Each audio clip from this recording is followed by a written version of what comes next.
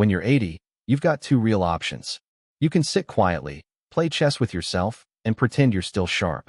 Or you can talk, tell stories no one asked for, but somehow, everyone ends up listening to.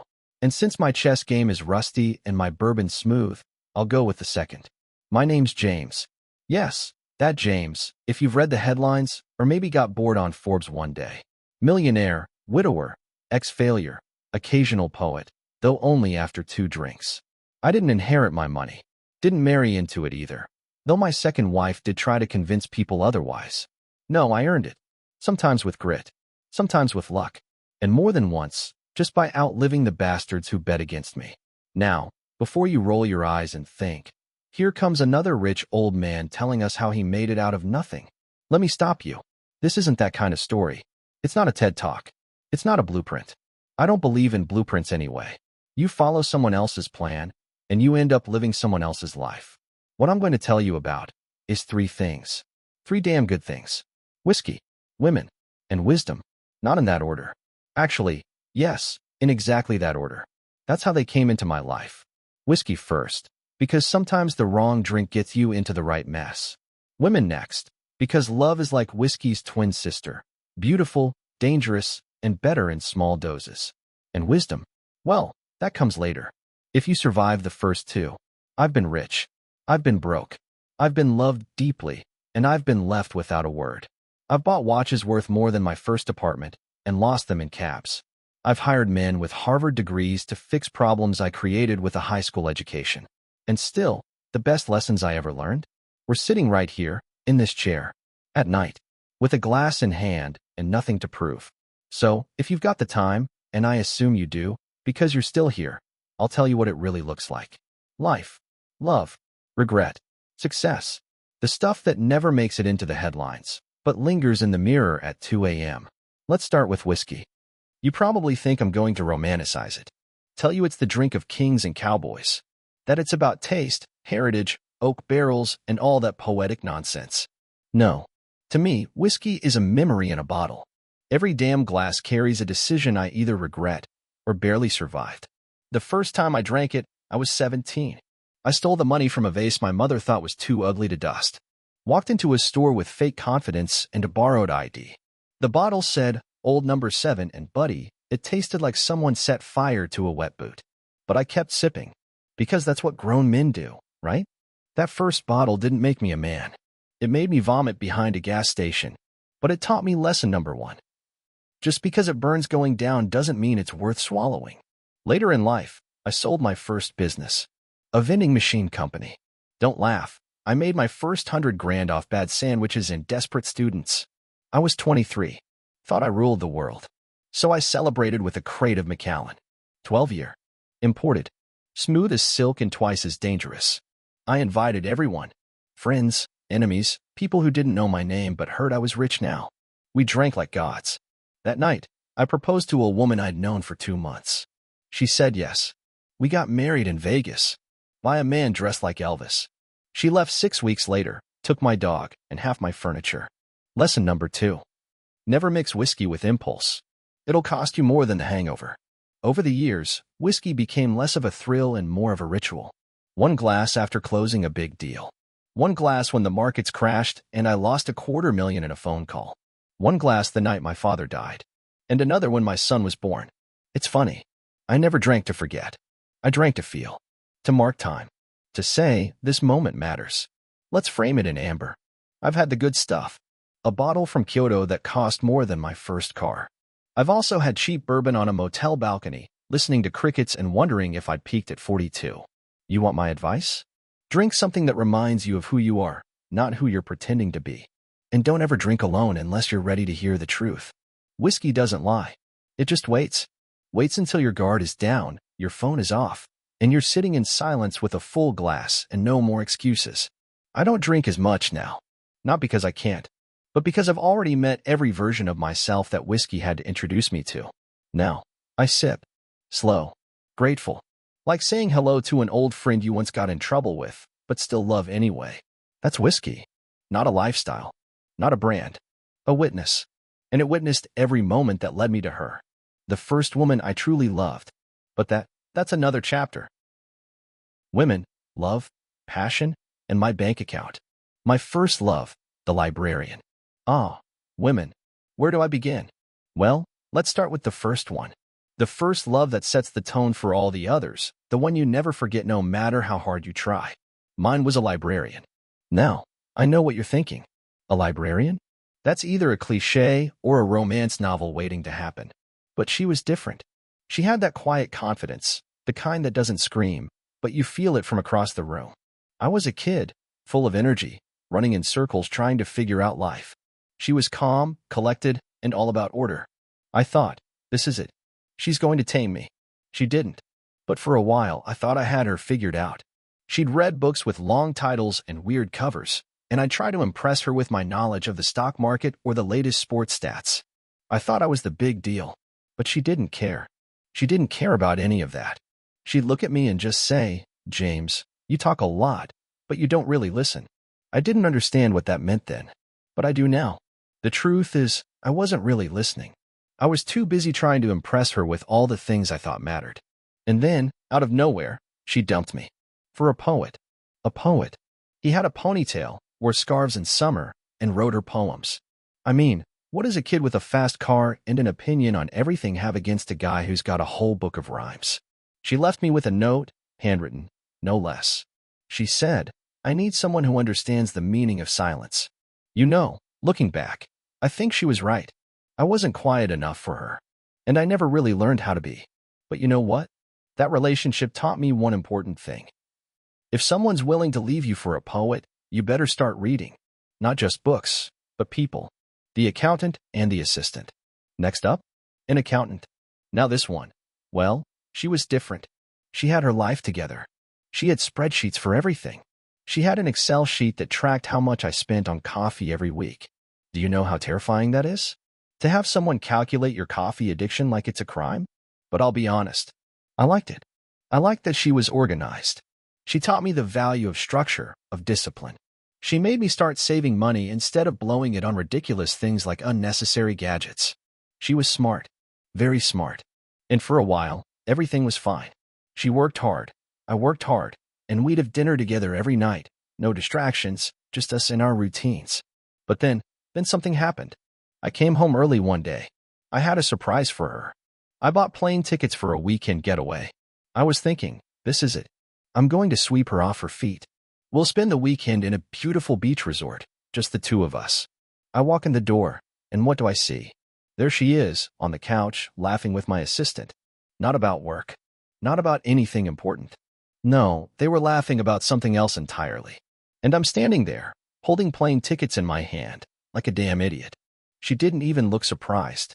She just said, "James, I think we've both known for a while that we're not right for each other." And that was it. Just like that. I could have been angry. I could have yelled. But instead, I stood there, feeling stupid, holding tickets to a trip I would never take. I learned something that day, something that took me a long time to fully grasp. Love and compatibility aren't about the things you think they are. They're not about checking boxes or making sure your finances match. It's about trust. It's about being on the same page, even when you're not reading the same book. The one who stayed. And then there was her. The one who stayed. No, I won't lie. When we first met, I wasn't expecting much. I was still recovering from my previous disasters. But there was something about her. She didn't care about my money.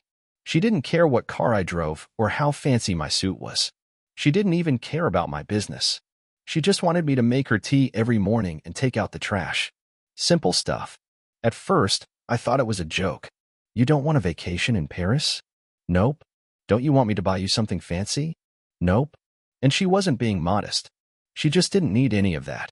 What she needed was someone who would be there, who would listen, who would hold her hand through the small stuff, because the small stuff is what matters. She loved me for who I was, even when I wasn't trying to impress her. She loved me for the mornings when I was in my pajamas, when I hadn't even had coffee yet, and still, she smiled at me. She loved me for the person I was when no one was looking. And that was real. That was something I hadn't experienced before. It wasn't about gifts or grand gestures. It was about being present, about understanding that love doesn't always come with fireworks. Sometimes, it's just a cup of tea, a quiet morning, and taking out the trash together. She made me realize that love isn't about what you give someone. It's about being with them, through the good, the bad, and the utterly ordinary. And I don't think I truly understood that until she showed me. Ah, wisdom. You know, people talk about it like it's some rare treasure, something you chased your whole life and finally find at the top of a mountain while talking to a monk with a long beard. But the truth is, wisdom usually shows up right after you've already done something stupid. It doesn't knock politely. Nope. It kicks the door in, points at your mistakes, and says, "Well, now you know better, don't you?" In my younger days, I thought I was smart, sharp, quick. I could close a deal in 5 minutes, charm a room in 3, and ruin a relationship in under 1. I thought that made me clever. Turns out, clever and wise are not the same thing. Clever buys you a fast car. Wisdom tells you to check the brakes before you take it on the highway. Let me tell you something I wish I had learned earlier. You don't need to be a genius to be rich. You need to be patient. That's it. Patience. You sit still. You watch.